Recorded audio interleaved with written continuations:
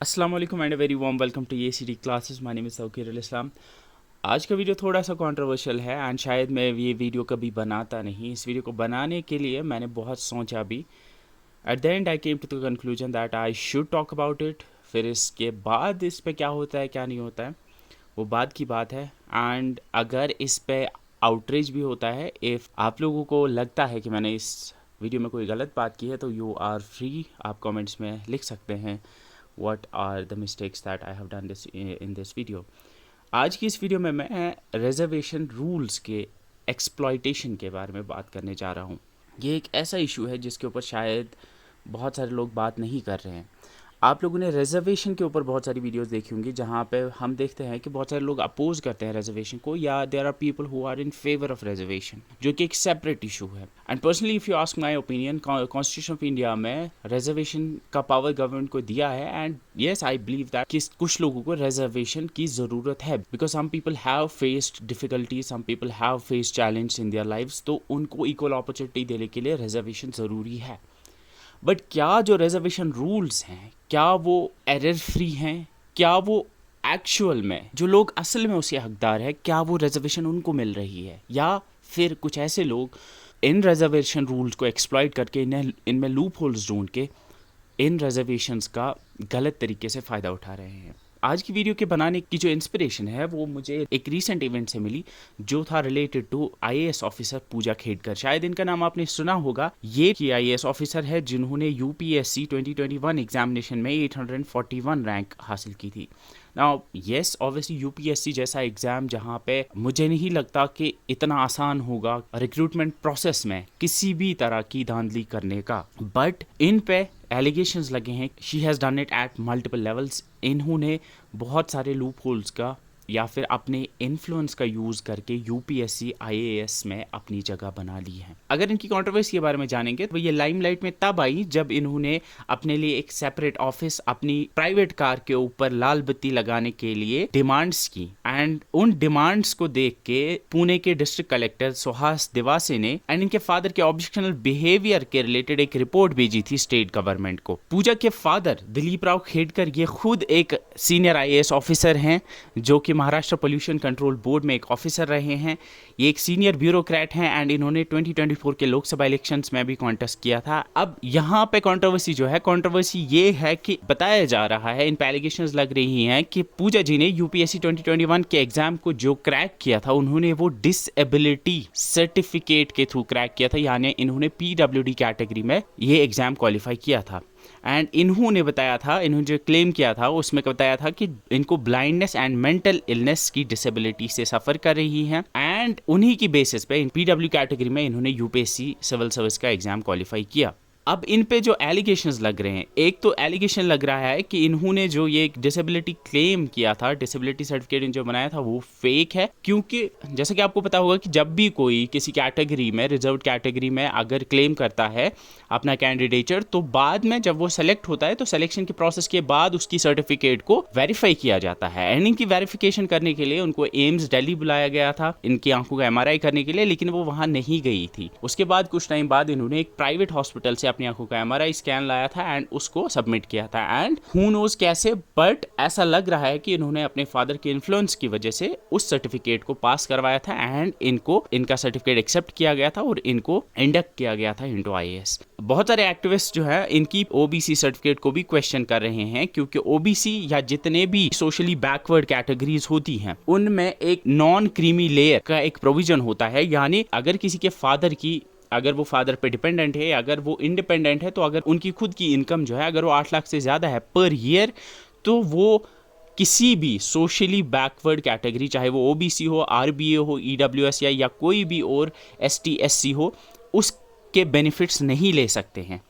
And according to, अगर आप myneta.com पे जाके इनके फादर के 2024 के कैंडिडेट प्रोफाइल को देखोगे तो वहाँ पे साफ साफ लिखा है कि इनके फादर के जो एसेट्स हैं वो 40 करोड़ के आसपास हैं। इनका एक मॉक इंटरव्यू भी है जिसको आप देख सकते हो, जहाँ पे ये बताती हैं कि इनके फादर सेपरेटेड हैं, लेकिन कहीं पे भी इनके फादर के जो 2024 के नॉमिनेशन पेपर्स में कहीं पे भी ऐसा नहीं लिखा है कि इनके फादर जो हैं वो सेपरेटेड हैं। अब ये तो इन पे एलिगेशंस लग रही है और इन पे एक कमेटी बिठाई गई है जो कि चेक करेंगी कि वेदर इन्होंने क्या इन्होंने फेक सर्टिफिकेट्स लाई हैं या नहीं। मैं इनके बारे में बात नहीं करने जा रहा हूँ बिकॉज ये शायद हमारी स्टेट से बहुत दूर महाराष्ट्र का केस है, बट मैं बात जो करने जा रहा हूँ वो करने जा रहा हूँ कि हमारी यूटी के अंदर कितने पूजा खेड़कर हैं। शायद मेरी इस बात से बहुत सारे लोग जो हैं वो ऑफेंड हो जाएंगे because what I believe is कि यहाँ पे भी बहुत सारे लोग इन रिजर्वेशन रूल्स को एक्सप्लॉइट करके जॉब्स में हैं, they have actually taken benefit, और जो असल हकदार हैं वो इन बेनिफिट से दूर रह गए हैं। अगर आपको पता होगा जम्मू एंड कश्मीर के अंदर जो रिजर्वेशन रूल्स हुआ करते थे वो हुआ करते थे कि एक 8% का रिजर्वेशन हुआ करता था एससी कैंडिडेट्स के लिए, 10% for STs, 4% for OBCs, 4% for residents along ALC IB के अराउंड जो रहते हैं, 10% for RBA and 10% for economically weaker section. लेकिन 2022 के अंदर Jammu and Kashmir reservation policy change हो गई एंड उसमें एडिशनल 10% रिजर्वेशन दी गई शेड्यूल ट्राइब्स को, यानी अब शेड्यूल ट्राइब्स की टोटल रिजर्वेशन 20% तक पहुंच गई एंड ओबीसीज में कुछ और कास्ट को भी ऐड किया गया and now we have like 8% reservation for the OBCs. And आज की डेट में जो रिजर्वेशन रूल्स यहाँ पे लगे हुए हैं, इंप्लीमेंटेड है, दैट इज वहां पे एससी के 8% रिजर्वेशन है, एसटीज के 20% रिजर्वेशन है, 8% reservation is for the OBCs, 4% is for the ALCIB, RBA के लिए 10% है, इकोनॉमिकली वीकर सेक्शन के लिए या ईडब्ल्यूएस के लिए 10% है, एक्स सर्विसमैन एंड पीडब्ल्यूडी उनकी 10% हॉरिजॉन्टल रिजर्वेशन है। जो कुछ बचता है वो आपका जनरल कैटेगरी के कैंडिडेट्स के लिए है। नाउ इनको रिजर्वेशन देना इट्स आई थिंक मेरे हिसाब से तो सही है बिकॉज फॉर द पीपल जिनको नहीं मिली है इक्वल अपॉर्चुनिटी या जिनको चैलेंज का फेस करना पड़ा है, उनको अगर रिजर्वेशन दिया जाएगा वो सही है।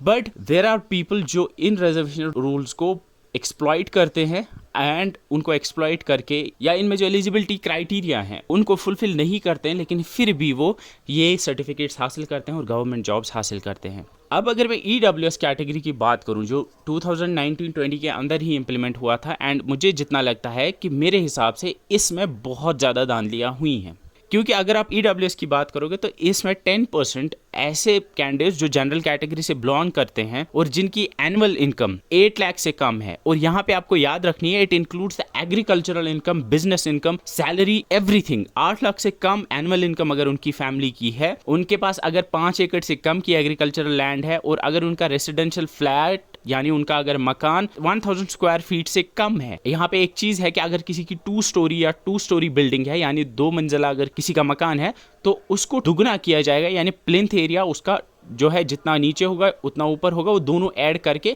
जितना बनेगा वो कंस्ट्रक्ट किया जाता है। यानी लगभग अगर किसी के पास 4 कमरों का एक मकान है उसमें 2 मंजिले हैं तो वो इस कैटेगरी से बाहर जाएगा, क्योंकि अगर 30x30 एरिया है यानी 30 फीट का एरिया है मकान का, उसके ऊपर और एक 30 फीट 30 तो नीचे 900 स्क्वायर फीट, ऊपर 900 स्क्वायर फीट, तो टोटल 1800 स्क्वायर फीट, तो वो तो इससे बाहर जाएगा। यानी जिनके पास एक नॉर्मल जितना घर होता है 4 कमरों का घर होता है, अगर 2 मंजिला घर किसी के पास है तो वो इस कैटेगरी में लाइक कर ही नहीं सकता। इसके बाद अगर म्युनिसिपैलिटीज में जो लोग रहते हैं यानी टाउन्स और सिटीज में जो लोग रहते हैं उनके पास 100 स्क्वायर यार्ड्स का रेजिडेंशियल प्लॉट यानी घर के अराउंड जो जमीन होती है अगर वो 100 स्क्वायर यार्ड से कम होगी, या जो गांव में रहते हैं उनका अगर 200 स्क्वायर यार्ड से कम होगा, तो ये सारे रूल्स या ये सारे क्राइटेरिया जो फिलफिल करेगा उसी को ईडब्ल्यूएस क्राइटेरिया मिलेगा, उसी को ईडब्ल्यूएस सर्टिफिकेट मिलेगा। एंड एक तरह से अच्छा भी था बिकॉज जो जनरल कैटेगरी में पिछड़े हुए लोग थे, जो इकोनॉमिकली वीकर थे, क्योंकि अगर किसी की सैलरी कम है, किसी की एग्रीकल्चरल लैंड कम है, मकान छोटा है, तो ये दिखाता है कि उस बंदे के पास नहीं है रिसोर्सेज, वो बंदा इकोनॉमिकली वीकर है। बट इन रूल्स को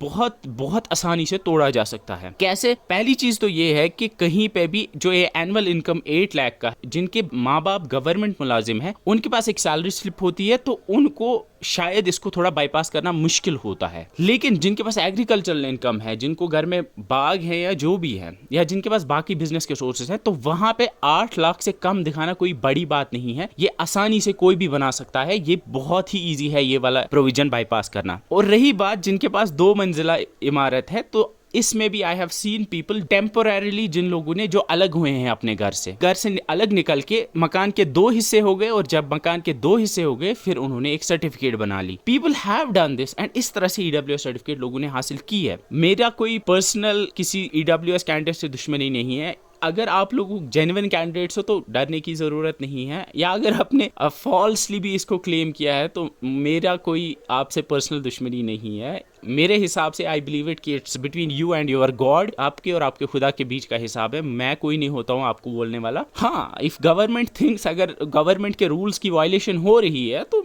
दे कैन टेक एक्शन, जैसा कि उनको लेना चाहिए। एंड यही प्रोविजन जो 8 लाख पर एनम का जो स्लैब है, ये लगता है सारे socially and educationally backward classes में, यानी ये आरबीए पे भी लगता है। एंड यही प्रोविजन जो आरबीए सर्टिफिकेट्स, पहले तो आरबीए का जो क्राइटेरिया है वो ही थोड़ा फॉल्टी लगता है कि किन एरियाज को आरबीआई देना चाहिए, किन को नहीं। तो इसमें भी थोड़ा सा फॉल्टी नेचर है। जितने भी आरबीआई के गांव हैं जिनको आरबीआई मिला है, वो सारे नहीं करने चाहिए थे। Like we all know this, वो पॉलिटिकली मोटिवेटेड थे, ये सबको पता है। लेकिन यहाँ पे एक चीज है कि यहाँ पे शायद आरबीआई में जो इनकम है, अगर वो एग्रीकल्चरल इनकम है तो शायद उसको कंसिडर नहीं किया जाता। बट आई हैव सीन जिनके पेरेंट्स गवर्नमेंट जॉब करते हैं, दे हैव ए सर्टिफिकेट।